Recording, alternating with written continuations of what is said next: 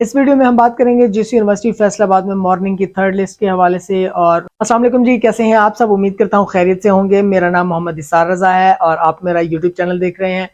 तो जी, government college university Faisalabad में Friday जब आज मेरिट लिस्ट लगनी थी और आज की जगह पे लास्ट नाइट यानी कि थर्सडे वाले दिन जो है थर्ड मेरिट लिस्ट अपडेट हो गई हैं। उसके साथ साथ इवनिंग की लिस्ट भी लगनी थी लेकिन वो नहीं लगी है। मतलब मैं ये नहीं कह रहा कि इवनिंग की लिस्ट लगनी थी और शेड्यूल से निकाल दी गई है, ऐसा नहीं है। लेकिन लास्ट 4-5 साल से जब से हम देख रहे हैं वो इसी तरह ही होता है कि थर्ड लिस्ट के साथ जो है वो साथ में इवनिंग की लिस्ट भी लग जाती है। तो इस वजह से मैं इस सारी चीज़ को उस सिनारियो के हिसाब से आप लोगों को ब्रीफ कर रहा था। लेकिन जिस यूनिवर्सिटी है बहुत अनएक्सपेक्टेड खेल रही है और स्टूडेंट्स जो है वो काफ़ी सारे इस चीज़ से डिसअपॉइंट भी हो रहे हैं। उसके अलावा एलएलबी के बारे में भी जो है काफ़ी सारे स्टूडेंट्स बार बार पूछ रहे हैं, रैपिडली पूछ रहे हैं कि एलएलबी की जो मेरिट लिस्ट है वो कब लगेगी। तो जी, जिस यूनिवर्सिटी फैसलाबाद में अभी एलएलबी का होल्ड इसीलिए है मेरिट लिस्टों पर कि अभी तक जो है एलएलबी का जो रिजल्ट है लैट का वो नहीं आया और एक्सपेक्टेड है कि संडे तक आ जाएगा। मेरी एक भाई से बात हो रही थी तो वो कहते संडे तक एक्सपेक्टेड है कि एलएलबी का रिजल्ट आ जाए, तो उसके बाद यानी नेक्स्ट मेरिट लिस्ट में फिर एलएलबी की मेरिट लिस्टें भी लग जाएंगी। तो उसके लिए भी आप लोग बस लैट का रिजल्ट का वेट करें। उसके साथ साथ मैं आपको बता दूं कि काफ़ी सारे स्टूडेंट्स जो है वो ये पूछ रहे हैं कि जी हमारा नाम नहीं आ रहा, हमारा नाम नहीं आ रहा। तो देखें जी, इसमें यूनिवर्सिटी का भी कोई कसूर नहीं है और ना ही किसी और कंसल्टेंट का कसूर है जो आपको बता रहा है कि जी आपका नाम आ जाएगा या नहीं आ जाएगा। अभी भी मुझे थोड़ी देर पहले एक स्टूडेंट की कॉल आई हुई थी तो वो पूछ रहे थे कि हमारा नाम जो है वो डीपीटी में भी नहीं आया मॉर्निंग में और इस तरह से, जबकि वो रिपीटर्स थे।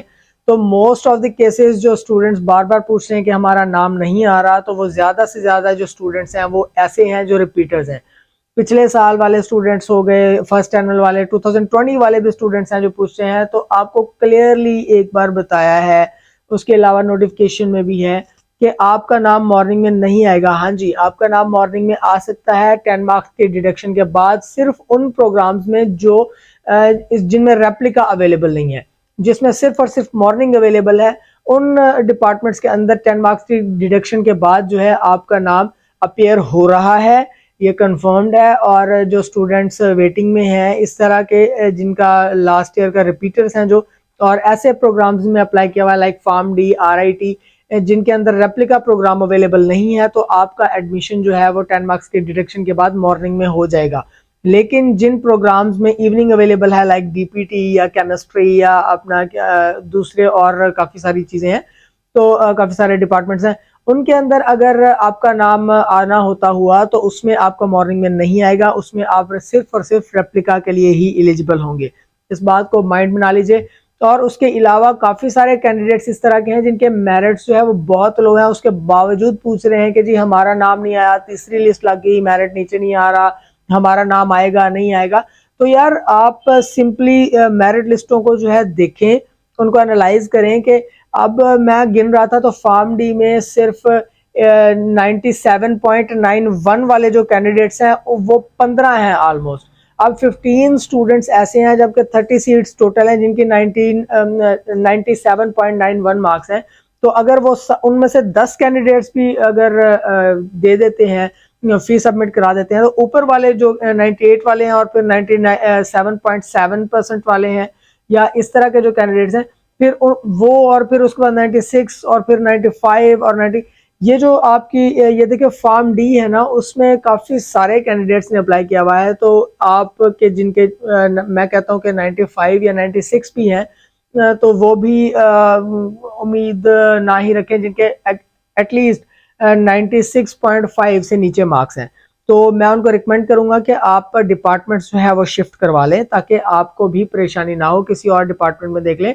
देखिए ज़रूरी नहीं होता कि एक ही डिपार्टमेंट को आपने गोल बना लिया, एक ही डिग्री को। इतनी सारी डिग्रीज हैं, सबके स्कोप्स होते हैं। आपको अगर कोई ये कहता है जी इस डिग्री का स्कोप नहीं है, उस डिग्री का स्कोप नहीं है, तो ये बिल्कुल बकवास बात है।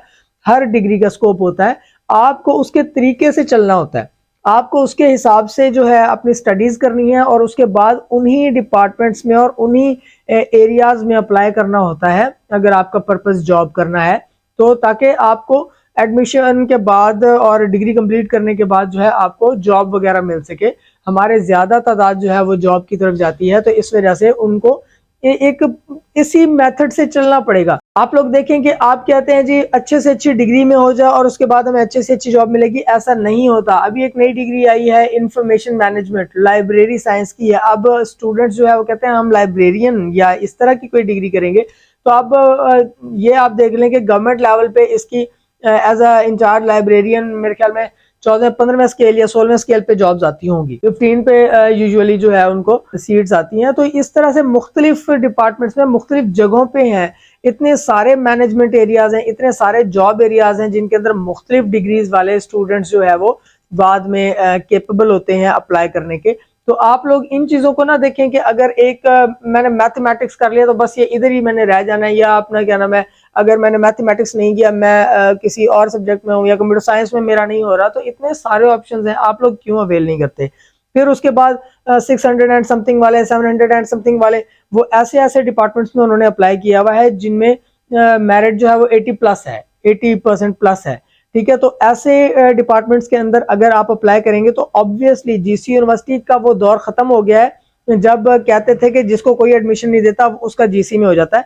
अब जीसी यूनिवर्सिटी में टॉप एज पे मेरिट्स हैं। पिछले 5 से 6 साल के अंदर जो मैंने मेरिट्स की हाइक्स देखी हैं, आप फूड साइंस को देख लें तो फूड साइंस का डिपार्टमेंट जो है पहले 65, 63 पर भी एडमिशन होते रहे हैं स्टूडेंट्स के। अब आप देखें 80% से नीचे नहीं आता।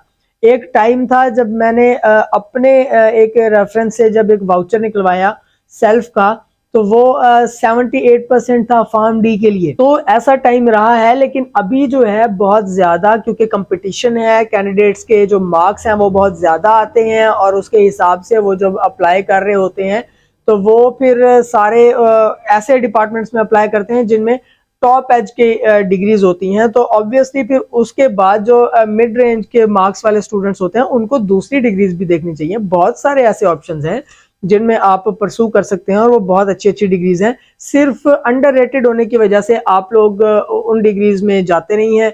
आपको कोई भी उठ के कह देता है, जिसको पता भी नहीं होता, नो हाउ भी नहीं होती किसी चीज की, वो उठ के आपको कहता है फलानी डिग्री ना करना, इसका कोई स्कोप नहीं है। ऐसा नहीं होता। आप लोगों को खुद से देखना है, प्रॉपर अपनी जिस भी डिग्री के लिए आपने अप्लाई करना है उसको स्टडी करें और स्टडी करने के बाद उसमें एडमिशन ले लें। आपका कोई मुस्तकबिल तारीक नहीं होने वाला, अल्लाह खैर करे। तो अगर आप अपने माइंड से देखेंगे, अपने हिसाब से चलेंगे, डिग्री को समझ के चलेंगे। जीसी यूनिवर्सिटी फैसलाबाद में ऐसे बहुत सारे कैंडिडेट जो है वो मैंने इनकाउंटर किए हैं कि उनको किसी किस्म का इस बारे में 8वें सेमेस्टर में, 7वें सेमेस्टर में आकर भी ये नहीं पता होता कि यार हम क्या करें और क्या ना करें। इंशाल्लाह आप लोगों के एडमिशंस हो जाते हैं जो इस साल के कैंडिडेट्स हैं, उसके बाद प्रॉपर मैं एक ग्रुप का आगाज भी करूंगा और उसके बाद यूट्यूब के ऊपर भी इस सारी चीज को लेके चलेंगे कि कैंडिडेट्स की जो ग्रूमिंग है उनकी डिग्रीज के हिसाब से बाकी सारी चीजें जो है, और एक्स्ट्रा करिकुलर और करिकुलर और को करिकुलर जितनी भी जो एक्टिविटीज हैं इनको लेके जो ग्रूमिंग और पर्सनल उनकी जो ग्रोथ है उसके ऊपर जो है बहुत ज्यादा इंशाल्लाह काम करना है। जरूरी नहीं होता कि आप सिर्फ और सिर्फ स्टडीज करके ही आगे जा सकते हैं। तो उसके अलावा जो दूसरी चीजें होती हैं साथ की, सेमिनार्स अटेंड करना, सोसाइटीज ज्वाइन करना स्पोर्ट्स के लिए, और उसके लिए दूसरी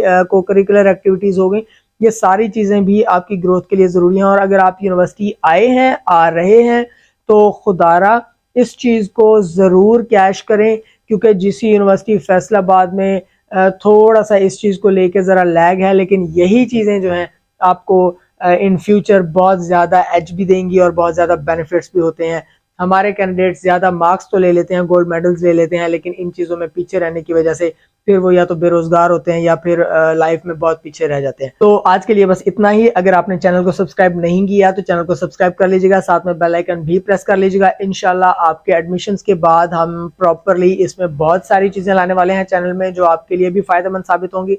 उसके अलावा आप हमारा व्हाट्सएप का कम्युनिटी ग्रुप भी ज्वाइन कर सकते हैं। फर्दर आप इंस्टाग्राम और फेसबुक पर भी हमसे कांटेक्ट कर सकते हैं, लिंक्स आपको डिस्क्रिप्शन में मिल जाएंगे। किसी भी क्यूरी के लिए आप हमें कमेंट भी कर सकते हैं। और सॉरी, कमेंट्स जो है वो मैं आपको फिलहाल रिस्पॉन्स नहीं कर रहा, बहुत कम कर रहा हूँ, क्योंकि ग्रुप बना के और उसके बाद जो दूसरी चीज़ें हैं व्हाट्सएप और इंस्टाग्राम, इनके ऊपर ज़्यादा फोकस हो रहा है। स्टूडेंट्स ज़्यादातर मैसेज वहाँ भी करते हैं, यहाँ भी करते हैं, तो मैं कमेंट्स में कम रिप्लाईज करूंगा, लेकिन दूसरे प्लेटफॉर्म्स पे ज़्यादा करूंगा।